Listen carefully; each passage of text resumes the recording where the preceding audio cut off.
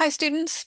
I'm Dr. Cohen, and I am your professor for this course. Welcome to Sociology, the Life course, or as I like to call it, SOUL.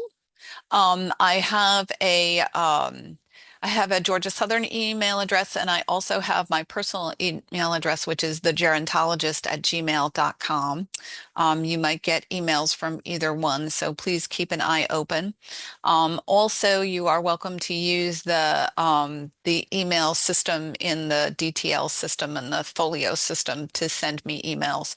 That's fine too, whatever way. I have my email set up so that no matter where you send it from, it all winds up in my personal email, which is thegerontologist@gmail.com. So you may want to make sure that you get emails from me.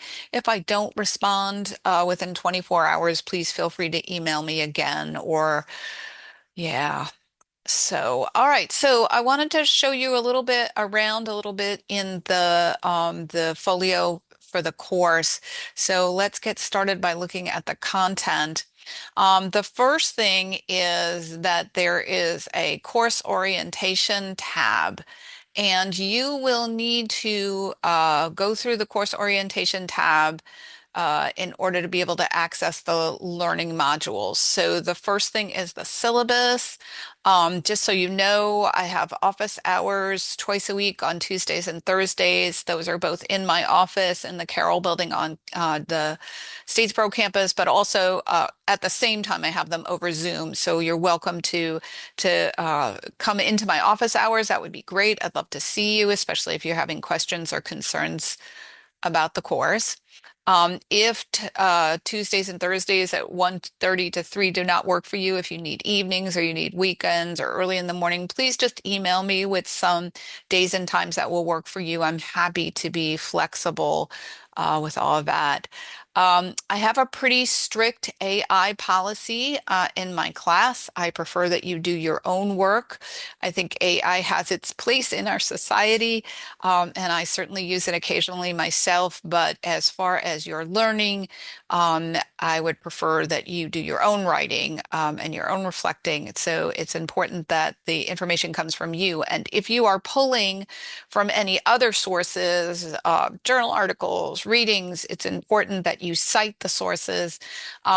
If you're using something within the class's structure, within the readings in the class, you're welcome to just put the author or author's names and the page number that you drew things from.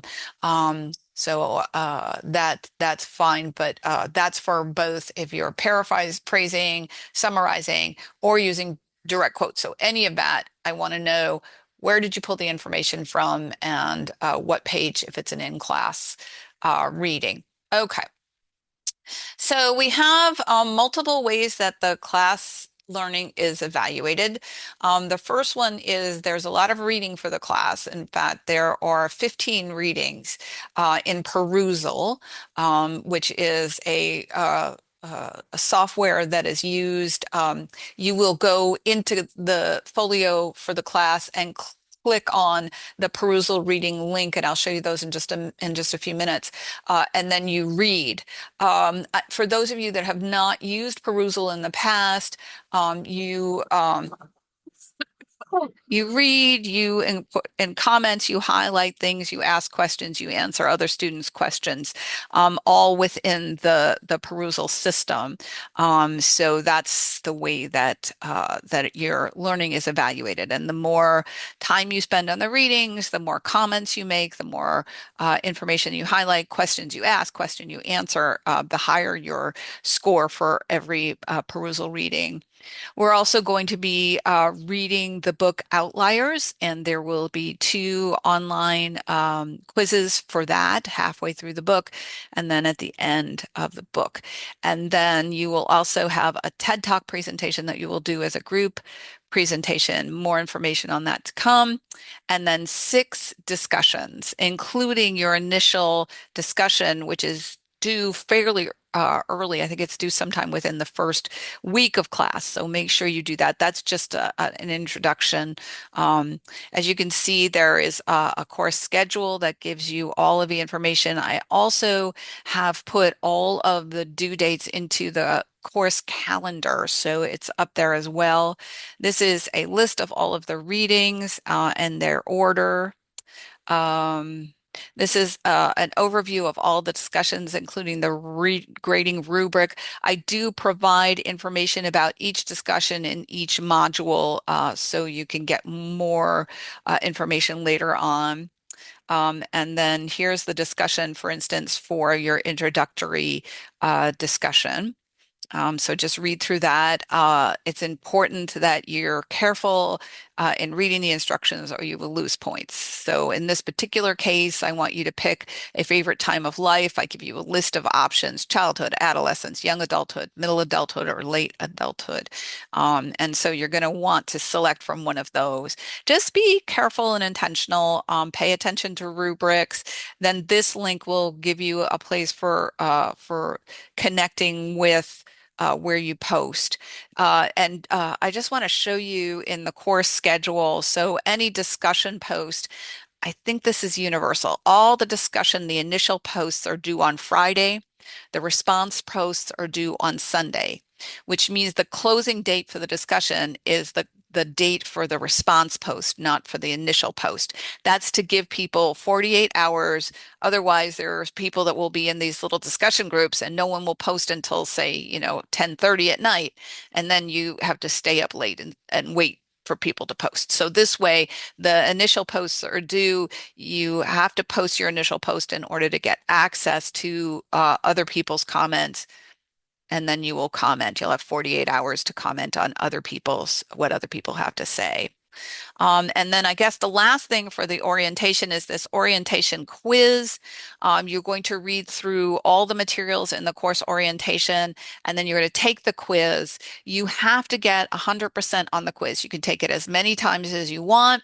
I believe there's no time limit on the quiz. Let's see if I'm right about that. Um, yeah, there's no time limit. So um, it probably won't take you 30 minutes, but you're going to want to be able to post within to give yourself plenty of time to take it. Some people will like read through all the materials, take the quiz once, see how they do, and then figure out how many times they need to take it.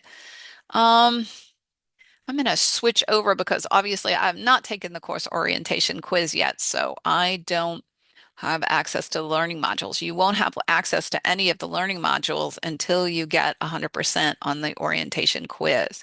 So here are the learning modules that you then have access to once you get 100% on the quiz. I'm not going to go into a whole lot of detail about each and every one. You'll get some more instructions later, but I just wanted to show you module one. So once you get 100% on the course orientation quiz, then you will get access to the learning modules. This is an instruction for perusal to let you know to please use these links as opposed to like going to perusal.com. If you don't go from folio into perusal, then your grades don't transfer in, and I don't know that you've taken and done the perusal. I don't want that to happen for anyone. There's a couple tutorials here that give you some hints about how to be successful in perusal. Then these are your discussion 2 instructions, and including the grading rubric, and then your discussion to place to post. So that gives you just a little bit about the start of the course. I will make some videos later on as we move forward. So, but again, if you have any questions, feel free to email me, come to my office hours over Zoom. I really like when students are having questions to do this over Zoom so I could show you things, give you some ideas so you can show me where you're getting stuck in the course. This is particularly helpful if you've never taken an online course or you've never taken a course at Georgia Southern before, or if you just find my particular course a little different than any of the courses you've taken before. Please know that I'm here for you. Welcome to Sociology, the Life course. I'm Dr. Cohen. please keep in touch. Thank you.